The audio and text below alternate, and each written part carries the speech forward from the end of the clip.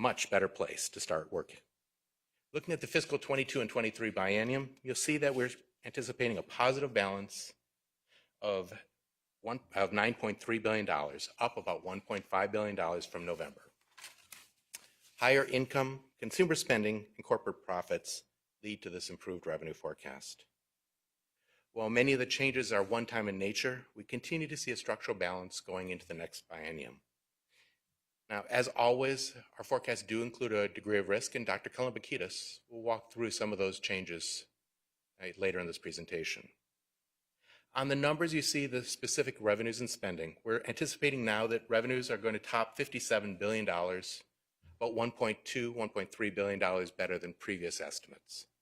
Our spending numbers are down somewhat, about $270 million lower because of slight changes in education and health and human services. The budget reserve numbers are the same. The budget reserve changes only happen in November based on current statute, so there are no changes there. The only change is $15 million, which is in the stadium reserve account associated with charitable gaming that goes and helps pay off the stadium debt. So that's the overview of where we're at with this forecast. I'm going to turn it over to Dr. Kalambakides to walk us through the national economy, the state's economy, and how that drives our revenue and our revenue outlook.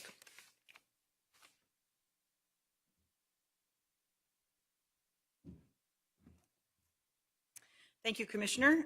Thank you, everyone, for being here today. Again, I'm Laura Kalambakides, Minnesota State economist. I'll start with the U.S. economic outlook and how it's changed since November. I'll move to talk some about Minnesota's economy and Minnesota's labor market, and then turn to details of our new revenue forecast. The U.S. economy continues to recover from the 2-month recession that was triggered by the outbreak of the COVID-19 pandemic in the spring of 2020.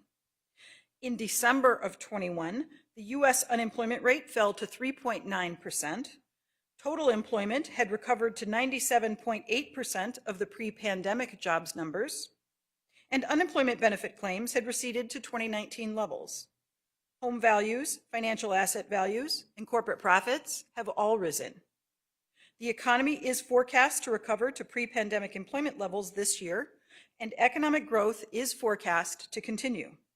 Nevertheless, as you heard from the Commissioner, significant challenges to the U.S. economic outlook remain.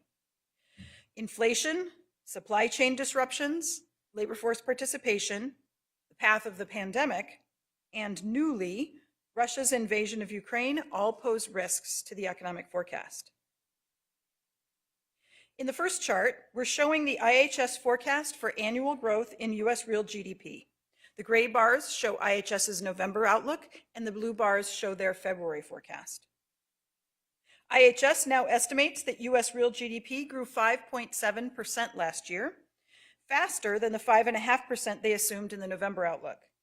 In addition, the winter Omicron wave of COVID-19 dampened consumer spending on services, slowing growth at the beginning of this year.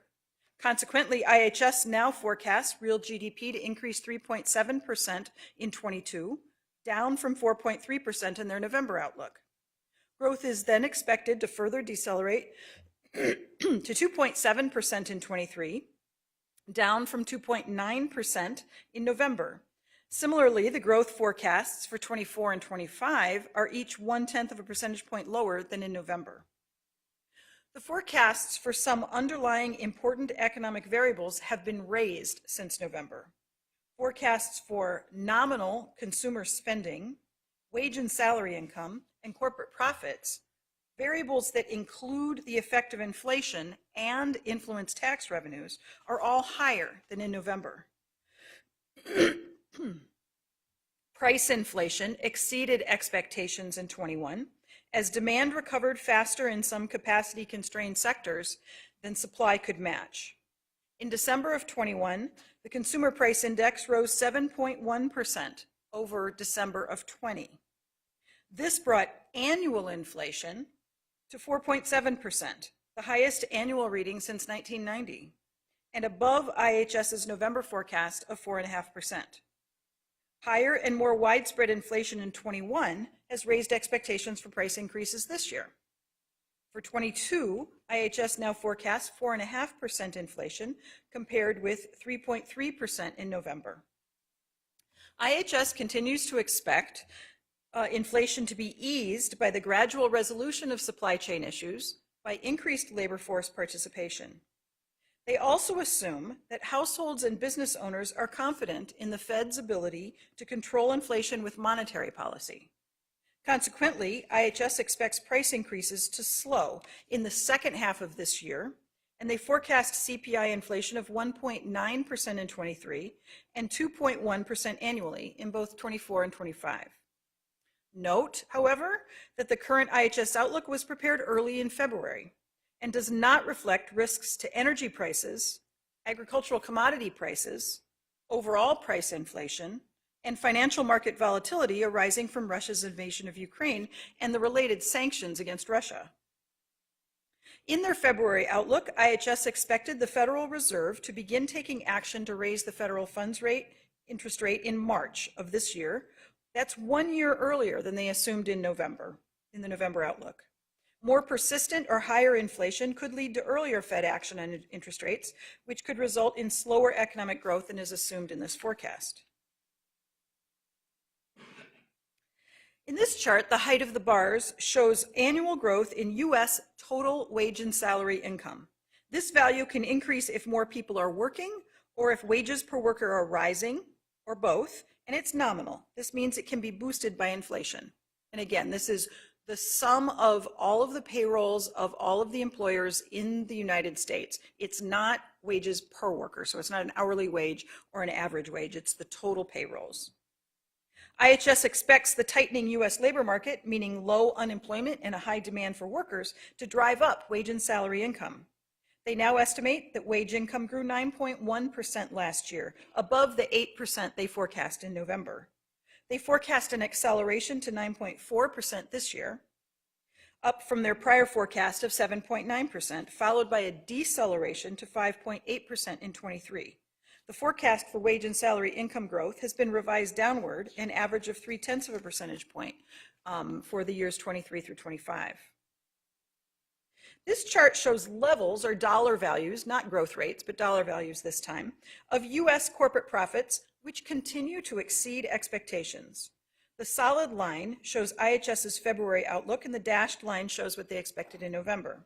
Corporate profits, which are the main factor determining Minnesota's corporate tax revenues, were unexpectedly strong during the second half of 21, growing 36.9% over the whole year, and driving higher than expected corporate tax receipts so far in fiscal year 22. In this outlook, corporate profits are expected to exceed the November forecast through 2025. Moving to Minnesota's labor market, this chart shows the official unemployment rates for Minnesota, that's the dark line, and the U.S., which is the light line. You can see the sharp spikes in employment in 2020 when Minnesota's unemployment rate reached 11.3%. As of December 21, the state's unemployment rate fell to 3.1%, 0.9 of a percentage point below the U.S. unemployment rate and the 12th lowest among U.S. states. But the overall unemployment rate doesn't tell the full labor market story. In particular, it does not reflect Minnesotans who have left the labor force, including retirements or those staying home to care for children. Since the onset of the pandemic, Minnesota's labor force has fallen by 87,000.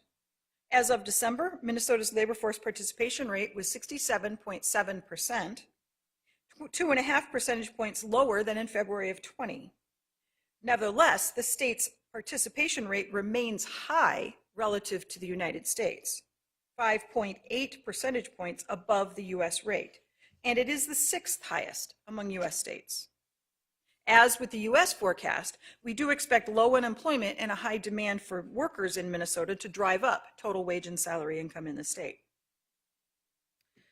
For another picture of the labor market, this chart shows total employment in Minnesota, so the line represents the number of people in jobs in the state, and it illustrates the state's steady job growth since the recession of 07-08. In March and April of last year, as the pandemic was taking hold, Minnesota lost 416,000 jobs, about 14% of February 20 employment. Since then, state employers have added jobs. Oh, and I misspoke. In March and April, not of last year, but of 2020. In March and April of 2020, as the pandemic was taking hold, Minnesota lost 416,000 jobs. Since then, state employers have added jobs in most months. Through December of 21, 307,000 of the jobs originally lost had been recovered. Minnesota employment is now 109,000, or 3.6% lower than in February of 20. Turning now to the revenue forecast, the first column of the table shows our current forecast for fiscal years 22 and 23, and the second column shows the forecast change. Since November, general fund receipts have exceeded our forecast. So the receipts coming in have exceeded our November forecast. Those higher tax receipts to date in fiscal year 22 and the improved outlook for income, consumer spending, and profits raised the revenue forecast for fiscal years 22 and 23. Total general fund revenues for the current biennium are now forecast to be $1.252 billion more than in the November forecast. We've raised the forecast for all major tax types. Individual income tax receipts are now forecast to be $498 million more than the prior forecast. The changes to the biennium are front-loaded. 70% of the increase occurs in fiscal year 22. Higher growth in wage and non-wage income, especially business income and capital gains in calendar year 21, raised the income tax forecast for the remainder of fiscal years 22 and 23. Sales tax revenue is now forecast to be $212 million more than the prior forecast. The increased forecast is consistent with the higher nominal consumer spending I mentioned earlier and is also due to higher than expected collections so far this fiscal year. The corporate tax is the same story. It is projected to generate $324 million more than the prior estimate based on the higher forecast for corporate profits that I mentioned and higher collections so far this fiscal year. So let me finish by reiterating some of the risks to this forecast. The assumption embedded in this forecast that inflation settles back into the 2% range next year depends on the resolution of supply chain blockages, higher labor force participation, and on the effectiveness of monetary policy to control inflation. However, bringing down inflation is made more challenging by the surge in energy prices following the Russian invasion of Ukraine. Higher energy prices drive up general price levels because energy is an input to the production and distribution of consumer goods. And higher or more persistent inflation can change the timing or magnitude of actions by the Federal Reserve and could slow economic growth below what is assumed in this forecast. But beyond price levels, additional impacts on the world and U.S. economies from the Russian invasion of Ukraine and subsequent sanctions against Russia pose some unknowable risks. As it has for the past 2 years, the economic forecast continues to depend on the path of the pandemic, including the impact of any newly emerging coronavirus variants or treatments. And finally, with 16 months remaining until the end of the 22-23 biennium, even small changes in assumed rates of growth in important income and revenue sources, such as capital gains income or wage income, can generate large changes in the outlook for this biennium and the next. I'll now turn it over to State Budget Director Anna Minge.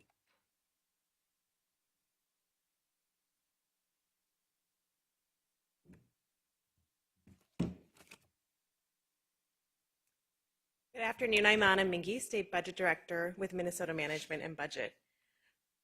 Today I'll be walking through changes on the spending side of the general fund budget. And this table really encapsulates all the changes we're seeing in the current biennium. As you can see, overall spending changes are relatively small, about 0.5% lower than in this biennium than in our November forecast. As you can see, E12 education, which is the largest area of spending in the general fund, is $158 million, or about 0.8% lower than our November projections. This change is due to several dynamics. First, the forecast reflects fewer than expected pupils in both the previous school year, sort of the 2020 through 2021 school year, and the current school year, which affects future projections. The forecast also reflects lower spending in special education transportation costs. This is because actual costs were lower in the previous school year as more special education students relied on remote or distance learning. In addition, the forecast incorporates lower spending on compensatory aid as a result of fewer applications for free and reduced price school lunch. This is primarily due to pandemic-related federal programs that provided free meals to students without the need to apply. Health and Human Services, the next line on the table, is forecast to be $108 million, or 0.7% below November estimates. The largest driver of this change is the extension of the federal public health emergency. As a result of federal legislation passed early in the pandemic, Minnesota receives a 6.2 percentage point increase in the federal Medicaid match for quarters in which there is a public health emergency related to COVID-19. In January of 2022, the federal government extended the emergency into April, allowing us to capture an additional quarter of federal match. The extension results in an additional $143 million in federal contributions for medical assistance.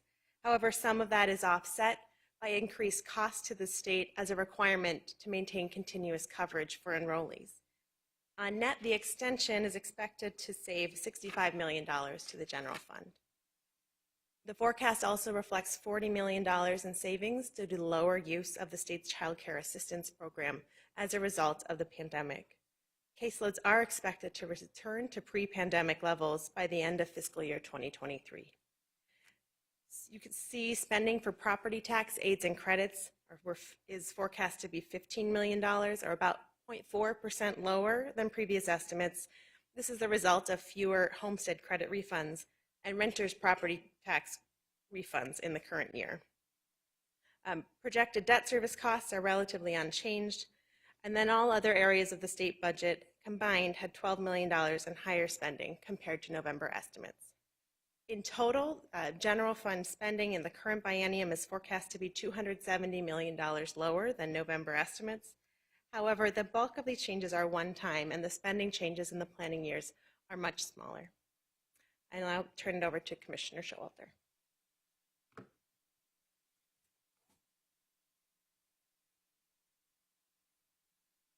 Thank you, Anna. This last slide should look pretty familiar. It is the long-term budget outlook. And as mentioned earlier in the briefing, our revenue improvement was largely one-time, but not exclusively. What you see here is our projected revenues and spending for the current biennium as well as the next biennium, and comparing the two. So ongoing revenues, ongoing spending.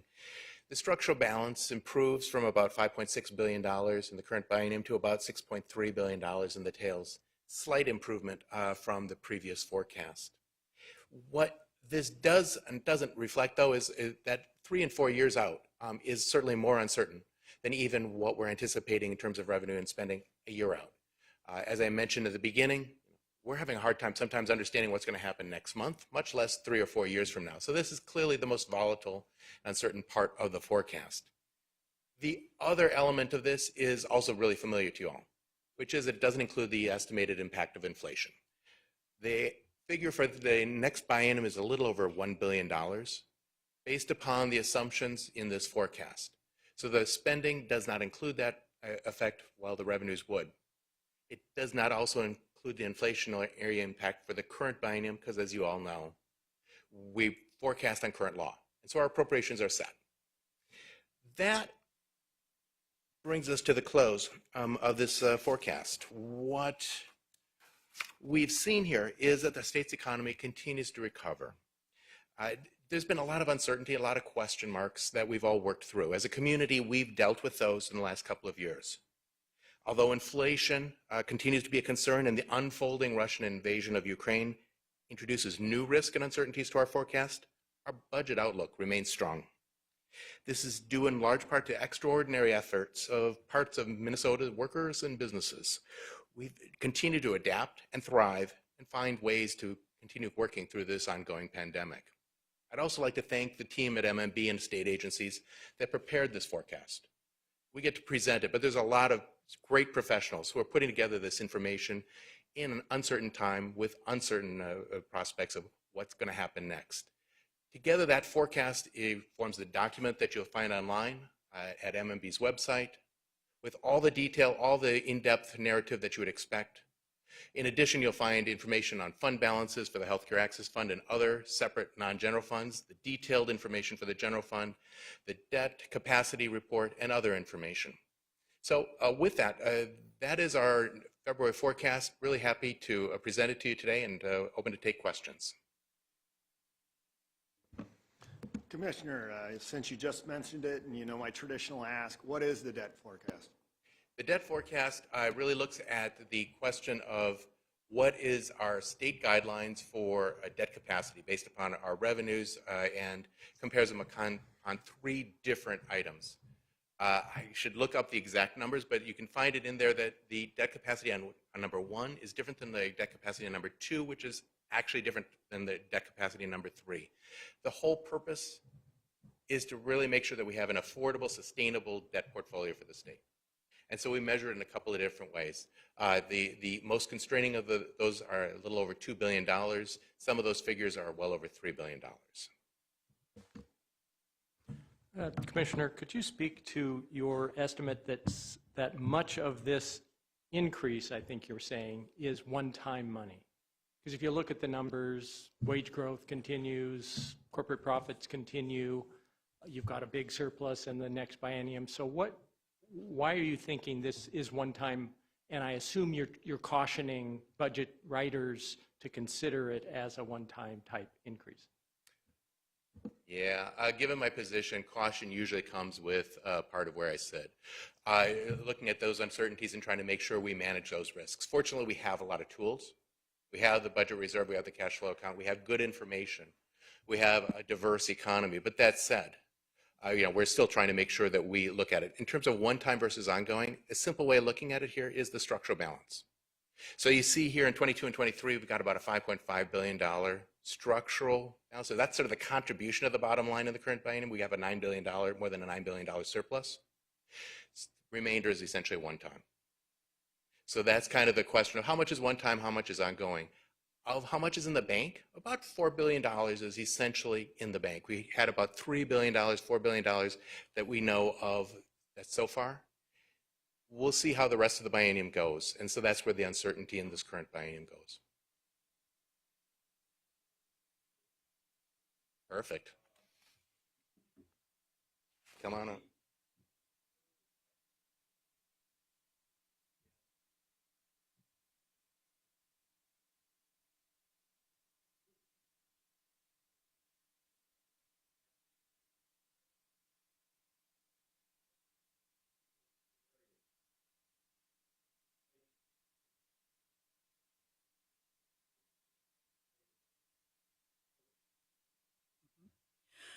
So what's interesting about this brand new set of risks is that they land on top of risks that we already had. So inflation was a risk in the November forecast. It's a risk now. And the reason, and even before the invasion, Russia's invasion of Ukraine, it was a risk because IHS is assuming that inflation does become subdued, that it does get back down in the course of our forecast horizon. And they were assuming that because they have looked carefully at the sources of supply chain blockages. They've looked carefully at labor force participation. They've looked carefully at where businesses and households anchor their expectations of inflation, and that they believe that the monetary policy is going to be effective. But if those things don't pan out, then inflation could be higher in the outlook than what we had. And then the largest risk, so the risk of that is, of course, that if inflation is higher, of course, everything costs more and households are paying more for goods and services, but also it means that the Fed might act more aggressively than what is assumed in this forecast, which raises interest rates sooner or higher than what is assumed, and that slows economic growth. So in that environment and on top of those risks, then we have an impossible to foresee impacts from the Russian invasion of Ukraine. The things that seem most obvious are that oil prices, which had already been rising because of the buildup of Russian weaponry along the Ukrainian border, oil prices being higher, which raises inflation in general. Commodity prices in addition can be higher. This is something that can more readily affect Minnesota, more specifically affect Minnesota, when Russia and Ukraine can no longer produce the agricultural output that they normally do, that can raise prices. That can raise prices for Minnesota producers of those same goods, although Russia and Ukraine are primarily producers of wheat, which we do produce, but it's not our main commodity. But it also increases inputs for food producers, for instance. So those are some of the impacts that we might see in Minnesota more directly. Of course, there are businesses that have direct connections to Russia and Ukraine, and they're having to mitigate risks. Of course, we have families and households who have family and friends in Ukraine. They're facing the hardship as well. But the other thing that can happen is that as the U.S. economic outlook, if the U.S. economic outlook gets revised down going forward, then that will affect generally growth in Minnesota, because Minnesota's economy, as diverse as it is closely tied to the U.S. economy. Commissioner, given all these caveats that you and your team have laid out, how much faith do you put in this projection that you're putting out? Great question. You're right. We do put out a couple of caveats here, and I still have a lot of faith in this. It is really difficult to issue a long-term forecast, even as the economy and the world continues to change. What we have is a snapshot that updates our information of what we know today. We're never able to answer all the questions of what's going to happen tomorrow. But I think we've dealt with a lot of those questions pretty successfully, and the state is in a strong budget position to continue making progress on all of the problems, all the questions, all the hangovers from the last few years, so that we can keep on moving forward with momentum. So I think this is a good piece of information. I think it's an important reference point. And as always, it requires judgment and constant diligence just to keep on updating, because there are a lot of things that continue to happen in the world. Dr. Kolomoukidis, can I just get back to what you were talking about? You mentioned wheat. I was thinking of wheat and sunflower and other commodities. Are there aspects of Minnesota's economy that are directly intertwined with Ukraine's and Russia's, or in other ways could get tied up in that conflict directly? So Minnesota doesn't in aggregate have a lot of trade exposure to Russia or Ukraine. Our main trading partners are Canada, Mexico, and China. And I think that neither Russia nor Ukraine comes up into the top 10 of our trading partners. That is not to say that there aren't important Minnesota businesses that do have exposure in Russia and Ukraine, and they are mitigating those risks as we speak. One of the impacts that seems fairly obvious is higher agricultural commodity prices for those goods that Russia and Ukraine export. Wheat is one, sunflower oil is another. Minnesota produces both of those, and so those producers may see higher prices for their commodities. They may be incentivized to plant more, but those are not the major commodities that Minnesota produces, not even the major grains that Minnesota, or plant commodities that Minnesota produces. So indeed, surely there are businesses that are facing significant exposure, but in the aggregate as an economy, it's not an extraordinary amount of exposure. Dr. Kolomoukidis, right over here in the front. I was comparing the growth in the tax revenues that are collected from individual income tax, corporate franchise tax, and sales tax. There's some big differences between sales tax and individual tax and corporate ones. I think estimates of like 1.6, 1.7 for the first two, and then as high as almost 8% for corporate franchise tax collections. What accounts for those big differences between those categories there? Why are corporate tax collections so much higher than the other ones? Yeah, the percentages that you cite are the forecast percentage changes. So it is how much those forecasts changed from November to now. And indeed, in percentage amounts, the individual income tax and the sales tax the forecasts have increased less than the percentage increase in the corporate tax. The reason for that is that corporate profits, not just profits by Minnesota companies, but U.S. corporate profits, is the driving variable behind what determines corporate receipts in Minnesota. And corporate profits are the most volatile income source. So the corporate tax is our most volatile revenue source. And corporate profits are highly volatile, meaning they move around a lot. And in the chart that I showed you, corporate profits have exceeded expectation for the last couple of years. And so that makes the corporate tax one of the hardest to forecast. So the forecast changes can be higher. I see the governor's here, so I think I'm. Can I ask one question quick? About your slide on labor force participation, it showed that we're 3.6% below pre-pandemic in terms of labor force participation. But it also says in the text of the report that labor force participation rate does not reach pre-pandemic level in the forecast horizon. So those missing workers, the 109,000 or whatever, are they gone forever, never coming back? So to be clear, the 3.6% is the percent that we're below our pre-pandemic employment level, not labor force participation.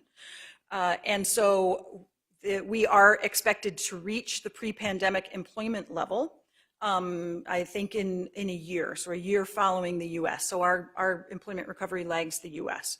Now, the statement in the book about labor force participation rate, so I'm delighted to pitch the book and all the information that's in there. That specific statement is about the U.S.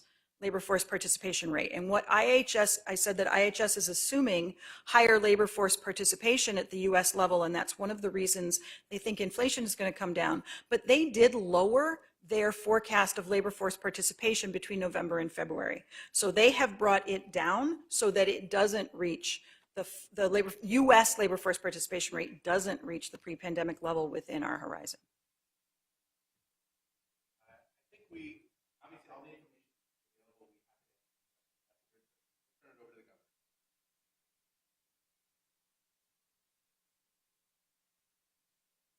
Thanks, Jim. Well, good afternoon, everyone. I want to give a thank you to the folks at MMB, Commissioner Showalter, Budget Director Mingy, and Dr. Klamakidis. Thank you for kind of updating where we're at. I think in summarizing what they said, this is a good position for Minnesota to be in. I want to thank all the folks out there over the last couple of years that has been very difficult, both economically, from a health perspective, and then just socially, things have gone through. And this has been a roller coaster. These are usually perfunctory.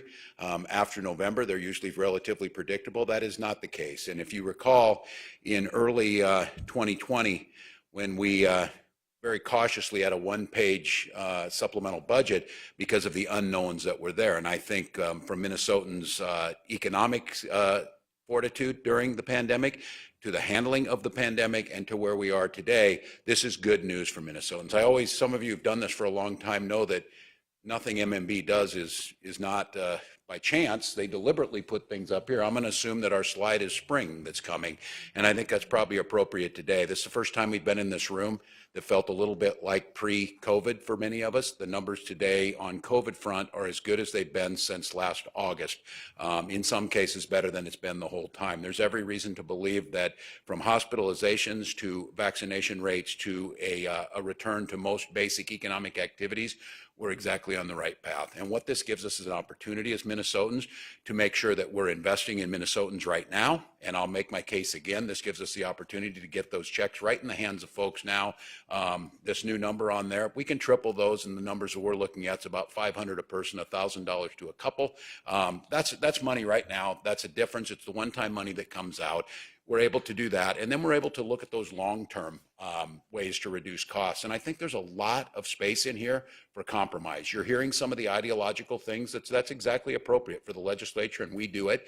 I am fully aware that we're going to have to compromise together. The good news is we can compromise on a whole lot of fronts to make life cheaper for Minnesotans, both now and in the future. We can continue to invest in things like education and healthcare, reducing those costs, making them more accessible to folks that improve quality of life, and then continuing to make sure that we're keeping up with our infrastructure through bonding housing and other things. That's a good position to be in. So we can do a little of both. It's not either or, to make those costs, make those reductions, make them both immediate, and then make some of the long-term reductions that need to go into this. I'm excited about this. I think the idea that the things that you see us kind of debating about, I would ask the legislature, it sure seems like after today and where you hear about the money that's in the bank versus some of the projections, we're in a place right now where two priorities that have been out there for quite some time, replenishing the UI trust fund and getting the hero pay out to folks, those would be an important thing for a lot of folks. Been very bipartisan. We agreed last legislative session to do the hero pay. We've got more capacity to do that now, so we don't have to pick and choose as much. We include those folks who are on the front line, whether they be processing food or whether they be healthcare workers, long-term care workers. There's a lot of agreement there. And then the UI Trust Fund gives us the ability to provide stability for those folks. It worked at the time that we needed it, and it'll be ready if we need it again. We've done all this by having historic rainy day funds in place.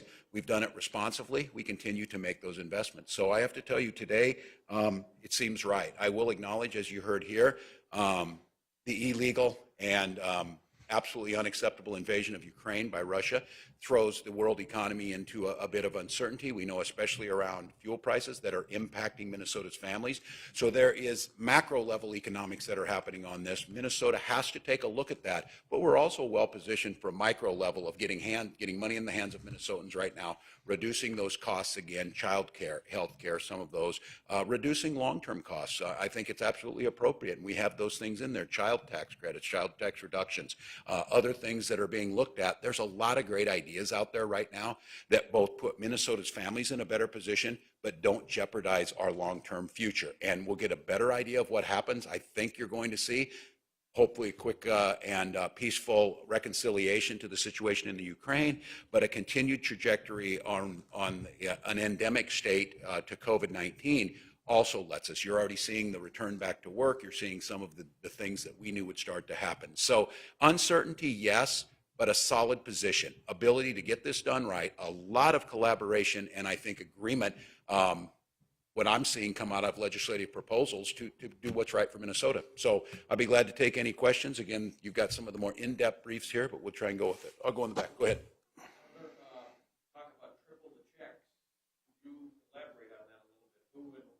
Yeah, we had I think about 3.8 million folks in there. We put those out.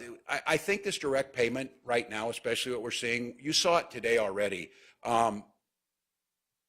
Energy costs are very dependent globally. We know some of the strains that are in the supply chains and other things, but the geopolitics of what's happening in Europe, it's without a doubt we're going to see gas prices go back up again. You heard the briefs on this. We're going to see a leveling out of inflation, but it's going to take a little bit. It'll probably be into the third or fourth quarter of this year. And I think the reason that the checks make such a difference now is you can put a significant amount of money in the hands. It's about $1,000 a couple or so right now.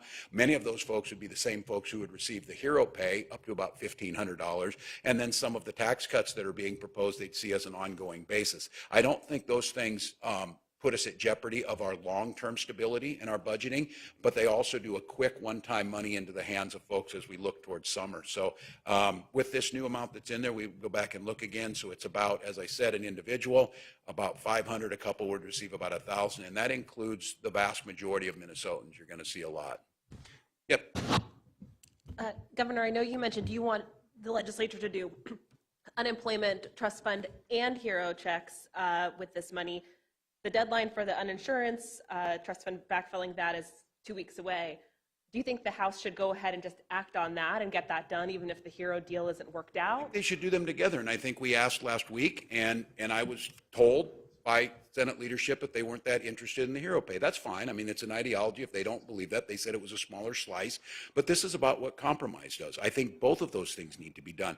And I think the idea, and I'm hearing come out of folks that we're looking forward. Yes, we're all looking forward, but there's a recognition that COVID and the impact it had was not equally spread out, and that there was some of these folks that we had this agreement last May that we should try and take care of them. I just think it makes sense in any of these things. These are two things that a vast majority of folks on both sides of the aisle agree on. They are both economically sound decisions because we know that hero pay will work as a stimulus too, and especially for those families. So I would not going to get involved with the negotiating between the House and the Senate, but I would say if Minnesotans are listening on this, we can do all of this stuff. It's not that hard.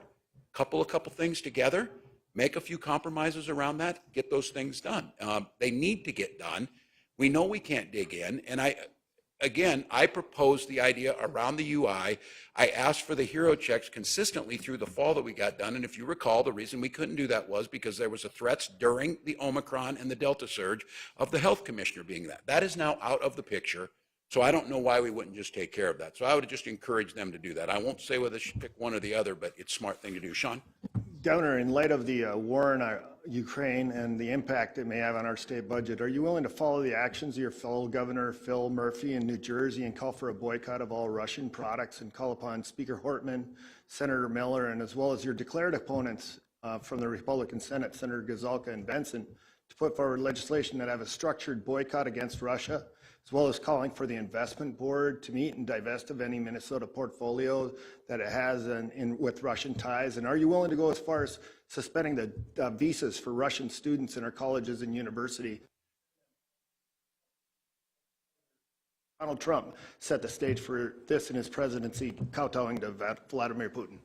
Yeah, well, my guess is I don't think I would assume that, again, having traveled enough and worked in foreign policy enough, don't associate citizens with their governments in many cases. And I would say the case of this, that we know that our students that are here, I think that's probably a step that I don't think makes a lot of sense. But this whole idea about how do we make sure Russia's being punished, it's going to be, of course, on a broader scale. There are going to be the economic sanctions. And again, very cognizant that Vladimir Putin and the oligarchs are not going to feel pain. The average Russian is going to, many of whom are courageously in the streets protesting about this illegal incursion into Ukraine. As far as state investments go, I've asked our teams to take a look at some of this. We know that we have right now, the State Board of Investments has two areas where we have disinvestment and that we continue to monitor. That's with the nation of Sudan and Iran as we stand right now. So there's an opportunity to go ahead and take a look at that. We have a fiduciary responsibility, but I want to be clear, hiding behind a fiduciary responsibility, and this is what you'll see some nations do, rather than making sure that we're taking the actions necessary that aren't just to be symbolic, but actually force changes. So I think right now, expelling Russian students are here, many of whom would be, my guess is, may end up deciding that this is the place they want to live, this is the place that they'd rather stay. I don't think that gets at it, but I do think it makes sense to look at some of these other proposals. I don't know what those investments are directly. I'm seeing some folks bring this up, but I don't know if their State Board of Investments functions the same way as ours. I don't know what kind of investments they have. Tom? Governor, last week, Republicans proposed massive tax cuts. Certainly won't go as far as they wanted to go, but isn't there room given? Yeah, absolutely. I have it in mind. Absolutely. I think the question that you're going to see here, and it's just going to be, this is ideological. I don't even say it as a pejorative. You're going to see the Republican proposals will make sure that those tax cuts go clear to the very top. So when you cut the first tax bracket, which I think we're certainly willing to take a look at some of that, that applies to everyone all the way up. They could structure that to exclude tiers 3 and 4. They could structure it to exclude changes to, say, the estate tax of 20 people who end up falling in that. We'll see if that happens. But I think focusing on working families like we have, that does make sense. And I think, again, structurally, I have to be very careful of these folks coming up here, because when they hear us say that, because we know what happens, slight twists in that, say 1/4 or 1/2 percentage point, which I think it makes sense for us to start talking about what can we do, especially for working Minnesotans. What does that do long term? What are the long term costs? So I think the original proposal, the first piece of that came out, is several $billion. That would be several $billion every year that would be ongoing. But just to be clear, that first chunk of money that we make, and that number would be reduced far down in the tax cuts you receive for many Minnesotans, that would go all the way to the richest Minnesotan would also see a tax cut. I think I'm fine, and I think there's space in here for us to talk about that, but I think it needs to be crafted in a way where you're excluding those top brackets. Yeah, go ahead. Governor, you said at the top that this is good news for Minnesota, and I'm pretty sure we're going to hear from Senator Miller something along the lines of that the state of Minnesota has been over-collecting its taxes. We've got a state budget that is a surplus about 17% of the entire state budget. And can you see the argument on the flip side? I mean, how is that necessarily a good thing to have collected almost 18% more? It's a simplistic. If you listen to the presentations here, So again, just to be clear, we've also had these, and I know that the standard reaction is tax cut on this.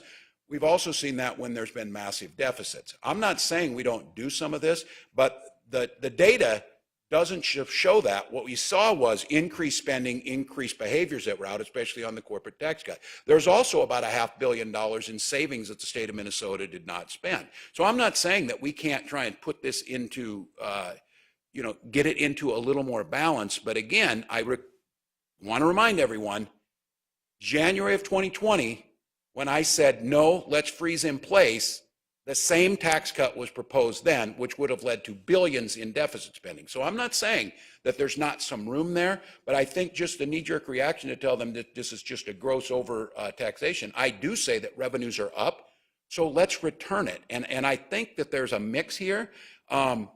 Let's return a chunk of it in one time, and then let's take a stab at some of the working class folks, some cuts that are in their child tax credit. I'm willing to look at their the first tier look, as long as we're excluding some of the wealthier Minnesotans. But to just say simply is that, again, I recall, since I've been governor, we've lowered taxes. We've not raised them. What changed was the environment that's out there. And just to be clear, all of you have covered this. If this were a deficit, they would be blaming one person. Because it's a surplus, apparently has thousands of mothers and fathers, but deficits have one. So I think my job is to make sure state government continues to function on that. But I do think it's a fair point to say, now is the time to help those families out. Let's do a little bit. That's why I keep coming back to this. We are not that far apart. We are not that far apart on some of the things that we can do, and there's a lot of agreement. And I think if we went into this session less of a political messaging session and more of a brass tacks, let's get this done and say, you know what, because I know I'm not getting everything I put in the budget. I recognize that. But to come into these negotiations just, nope, we're not doing this, we're not doing that, we can't get there. There's plenty of room. Governor, I've got a question here back behind the photographers. Sure. Will you do a formal supplemental to your supplemental? If so, when?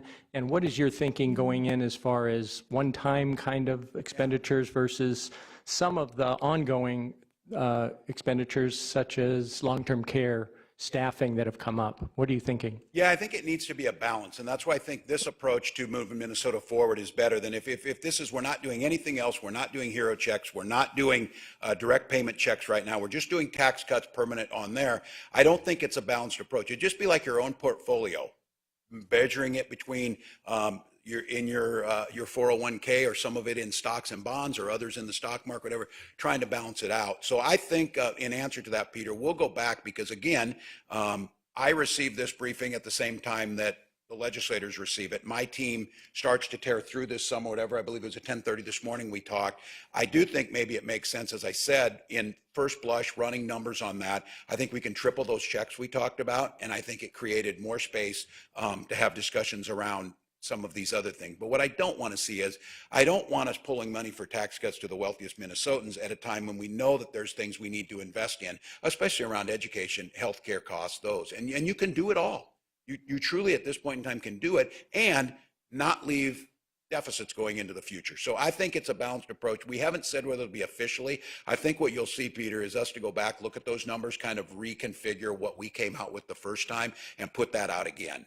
That does make sense. There's no, in these off-year budgets, there's no official time when we need to do that, but I do think that makes sense because we're starting to see now, which is good. We saw Republican proposals come out. We're seeing Democratic proposals in the House come out, and that's the way this is supposed to work. Now we start meshing them together. Petty, we might have time for another one. If, Governor. Yes. Right over here. Yeah, sorry. If there is $4 billion in the bank already, how much of that, or is there an additional amount? How much do you think is appropriate to spend right away? Well, I'm going to wait till we get this. This is a question I asked this morning on this, what's in the bank and the complexity of what you can expect numbers coming in. I think what you need to do is you need to make sure you're not at this point in time till we start to get a little more clarity, especially with the Ukraine situation. I think you need to focus pretty heavily on the one-times. I do think it's appropriate to repay the UI Trust Fund. I think those hero pay, I think some one-time things. I think we ought to slow a bit here, and we'll get some clarity, I think, over the next month or two about what long time looks in that. and then have that. So right now, I'm being pretty careful that what we're proposing is one time, it meets what's in the bank. It doesn't commit us for long-term commitments that we can't already pay for. But some of you did the math on this. If this would continue on, I think we proposed right around $9 or $10 billion worth of costs, and this starts to come in line. Now, I remind everybody, I know you're looking at this, the legislature is still sitting on $1.2 billion of COVID relief funds that need to be appropriated this year that were not appropriated out, both for the relief of COVID, and it has quite a bit of needs in that. So in the 9.2, you can actually add the 1.2 to that, so it's the 10.4 that we're looking at. And I think we're trying to stay, what we're proposing, that money that goes out meets what money that's in the bank. Yes?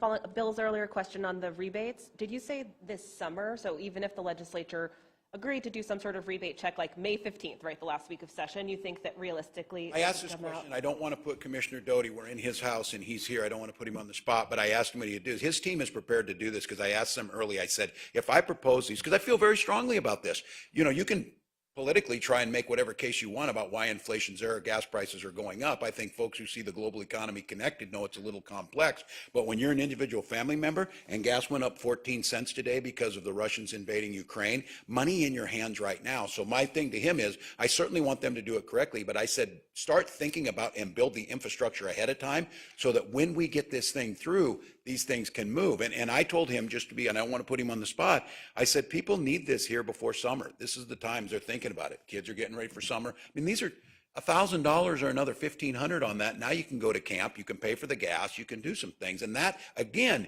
with rising wages, because the story in the paper today is Target's going to start paying $24 an hour starting wage for many of these jobs.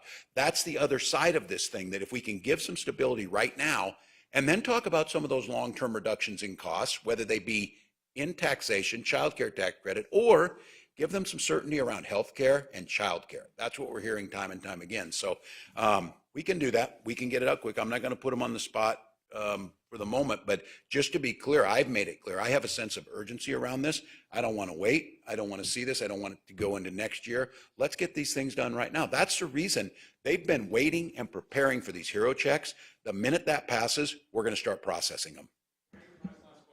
Thanks.